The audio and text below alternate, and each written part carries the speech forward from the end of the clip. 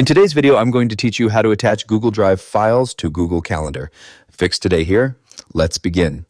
Have you ever joined a meeting and realized you forgot to send the agenda, presentation, or important documents beforehand? Instead of scrambling for links during the meeting, Google Calendar lets you attach Google Drive files directly to your event invite. First, open your browser and go to calendar.google.com, then log into your Google Calendar account. Once you're inside Google Calendar, click the Create button in the top left corner, then select Event. A small event window will appear. Click More Options at the bottom to expand into the full event editor. Now scroll down to the description box. In the formatting toolbar, click the Add Google Drive Attachment icon. A pop-up window will open showing your Google Drive files. Click the My Drive tab at the top to browse your saved documents. Select the file you want to attach, then click the blue Insert button in the bottom left corner. After attaching the file, fill in your meeting title, date, and time.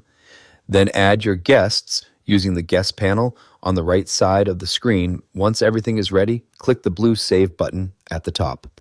If Google Calendar asks whether you want to send invitation emails to your guests, click Send if you want them notified immediately, or choose Don't Send if you prefer not to.